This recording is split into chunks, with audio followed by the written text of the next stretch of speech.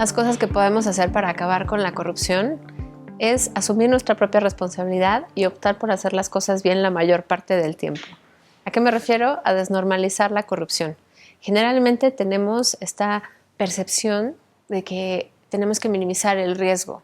Y lo cierto es que eso siempre nos lleva a un pago no tan bueno, nos lleva a una situación subóptima. Y en este caso lo que queremos es llegar a una mejor situación. Entonces, cuando empezamos a optar por hacer las cosas bien la mayor parte del tiempo, le estamos apostando a obtener el mayor beneficio, no a evitar el peor pago. Entonces, eso se llama una estrategia ganadora y es, por ejemplo, cuando un policía te detiene en el crucero por pasarte un alto y entonces tú tienes miedo a que te lleven el coche, te quedes sin coche, tengas que pagar una multa y se vuelva un caos ese día.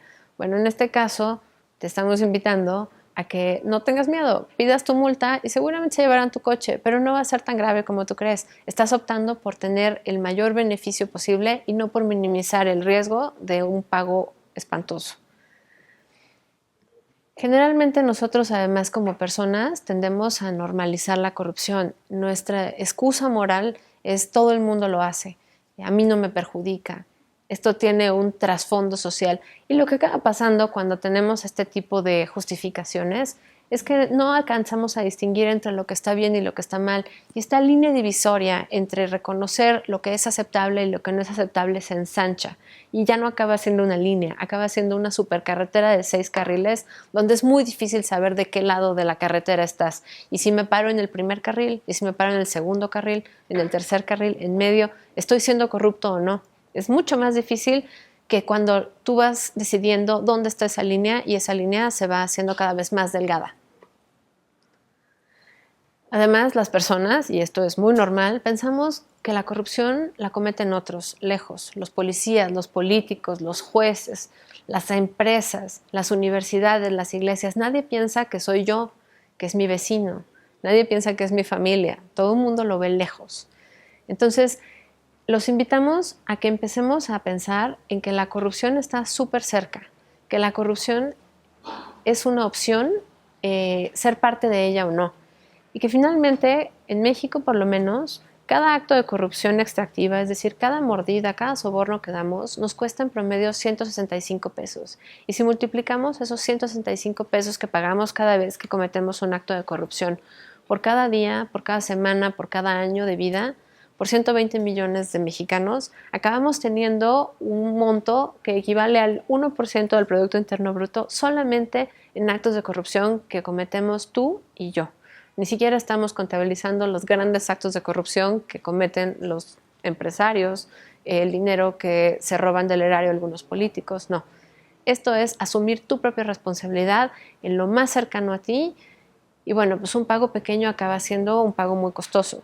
En el caso, por ejemplo, de que tú quisieras entrar a un bar sin tener una identificación vigente, siendo menor de edad o no, y es muy fácil ir y pagar 300 pesos por una identificación. Bueno, pues esa identificación falsa no solamente está implicando el cometer un pequeño fraude en la puerta de ese establecimiento privado, no.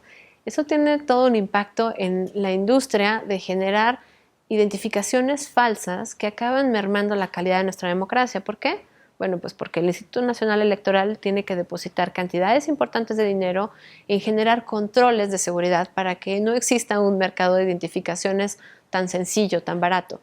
Y bueno, pues ese mercado, sin embargo, existe. Entonces, es una competencia entre depositar más dinero en más controles y generar identificaciones falsas cada vez más barato. Bueno, pues eso es un gran costo que tiene para todos en términos sociales y bueno, pues en términos de nuestra calidad de la democracia.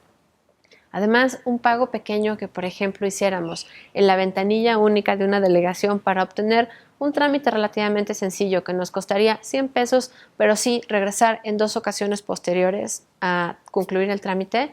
Bueno, pues me están ofreciendo que me lo hacen por 1,000 pesos y me lo entregan ese mismo día en la tarde.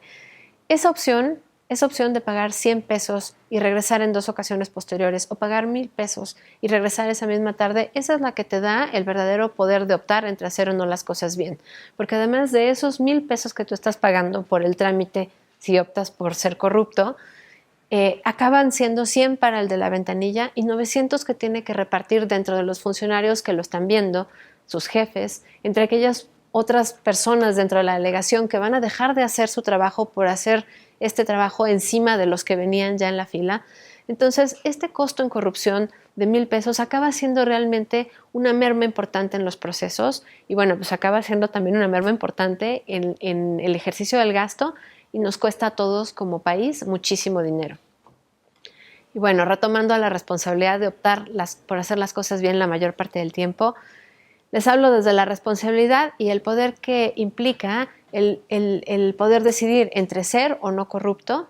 Y bueno, pues el tío Ben tiene esta frase que dice que este gran poder siempre conlleva una gran responsabilidad. Y esta responsabilidad radica en que mientras tú y yo gastamos el 14% de nuestro ingreso en promedio en mordidas, la gente que menos ingreso tiene, hasta un salario mínimo por hogar, acaba destinando hasta una tercera parte de su ingreso a estos pagos por mordida, por diversas razones, porque ellos tienen que pagar para poder acceder a servicios sociales que tú y yo damos por sentado, pero también porque a veces los precios de las mordidas los establecemos en promedio entre todos. Y si el promedio del ingreso de los mexicanos es más alto que el de los sectores más pobres, pues esos sectores más pobres tienen que acabar pagando el mismo precio que pagamos tú y yo. Es decir, un porcentaje mayor de su ingreso se destina a eso.